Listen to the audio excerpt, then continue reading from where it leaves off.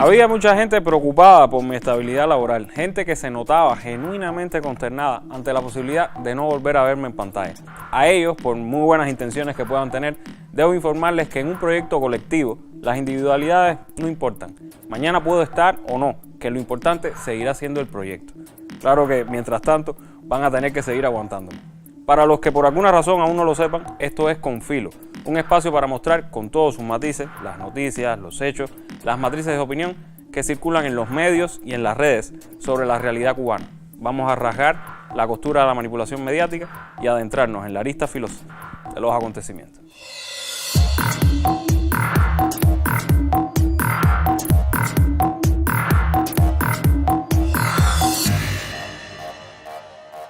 Al más puro estilo de Guaidó, un grupo de personas ha decidido armar un gobierno en la sombra. Así le llaman ellos mismos. ¿En qué consiste?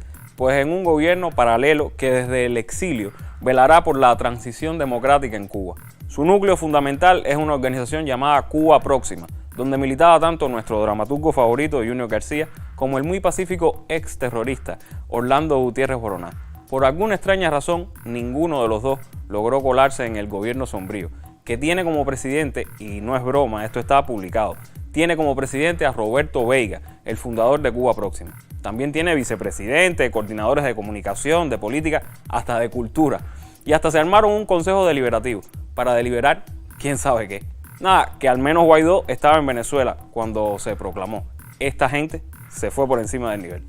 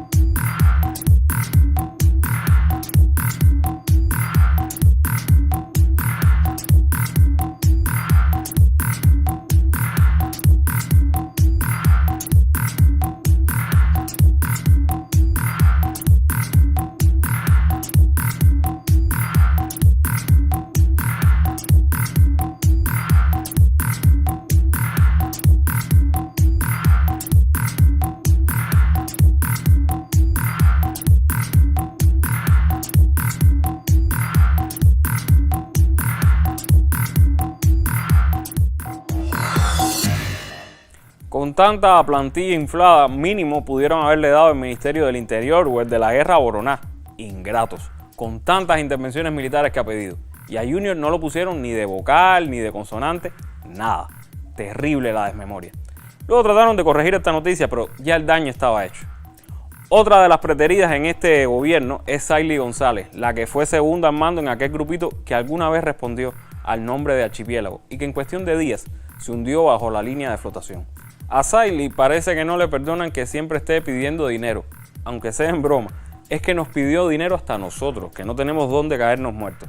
O quizás sea que Saily tiene la mala costumbre de ir reacomodando su discurso según sople el viento, como cuando decía que la culpa de las dificultades económicas en Cuba no era del gobierno cubano, sino de las sanciones estadounidenses, para luego estar diciendo que lo que necesitaba nuestro país era un boicot al turismo.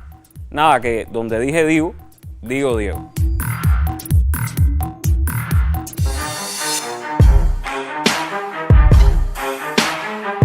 Invertir en Cuba en estos momentos es un desatino.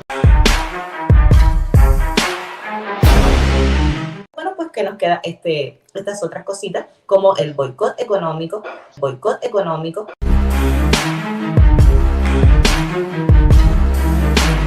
Cuba es un país bloqueado sin acceso a las materias primas que la mayoría de los países tienen, y esto limita la permanencia y la estabilidad de los emprendimientos cubanos. La verdad es que si bien no hemos recibido apoyo del gobierno en el caso de los negocios por cuenta propia de arrendamiento, tampoco hemos recibido trabas ilógicas como normalmente recibimos. La suspensión temporal del pago por ejercer nuestras actividades ha sido un alivio tremendo que permite probar nuevos caminos. Lo mismo pasa con el pago de los créditos bancarios, que muchos no mencionan, pero que por lo menos en mi caso ha sido un respiro tremendo. Y creo con todo mi corazón que una vez que terminemos de adaptarnos a la idea de vivir con el coronavirus y tomemos responsabilidad por lo que nos pasa, que dejemos de culpar al gobierno y nos demos cuenta de que vivir en un país mejor depende más que nada de nuestro esfuerzo y creatividad, cosa que estoy viendo mucho por estos días, Cuba va a ser el verdadero país del emprendimiento.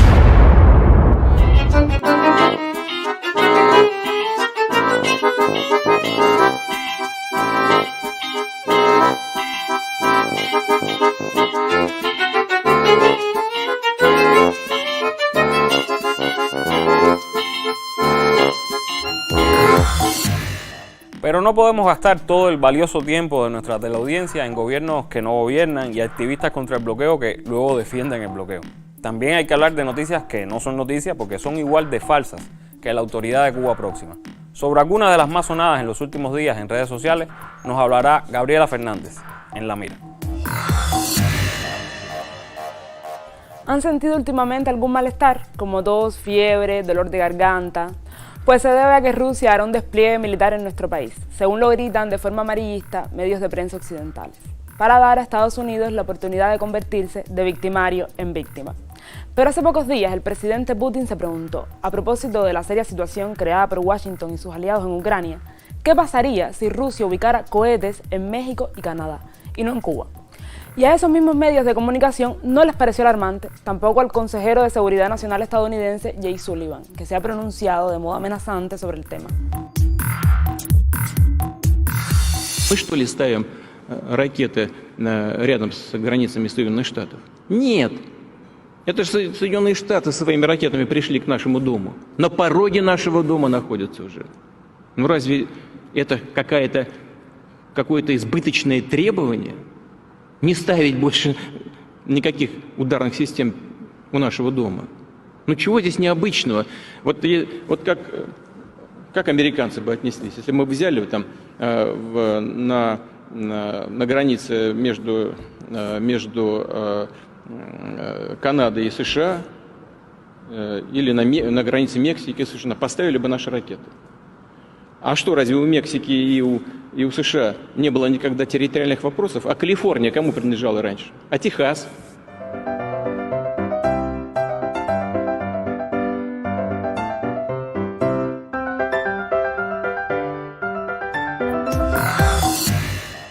Y ya que en nuestra emisión anterior les hablamos de las mentiras contra el centro Fidel Castro, tenemos que confirmarles que Fidel sigue poniendo en ridículo a quienes tantas veces fracasaron tratando de desacreditarlo.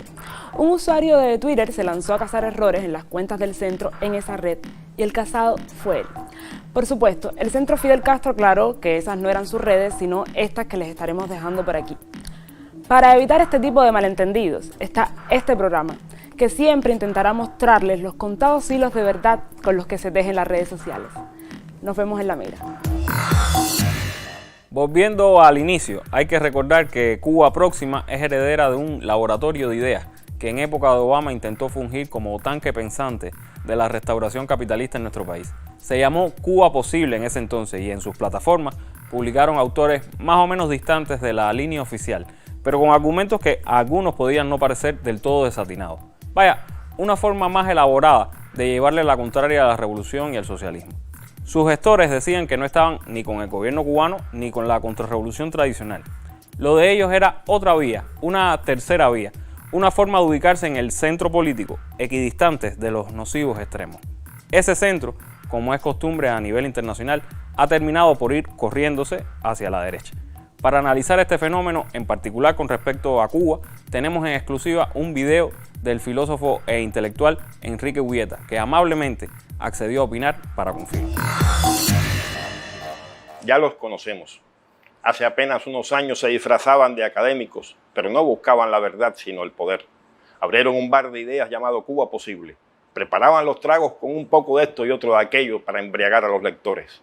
Si se les preguntaba, decían que no pretendían hacer política, que ni siquiera eran portadores de una ideología. Anunciaban frascos vacíos que estaban llenos. Roberto Veiga, su director, declaraba las intenciones. Cuba Posible promoverá el cambio transicional, es decir, empujará al lector hacia la aceptación amorosa del capitalismo neocolonial, el único posible. Casi a la hora del cierre, Leinier, el segundo al mando, escribiría con inusual transparencia, cito, cuando sea pertinente y posible, será indispensable proponerse además la constitución de una agrupación política programática.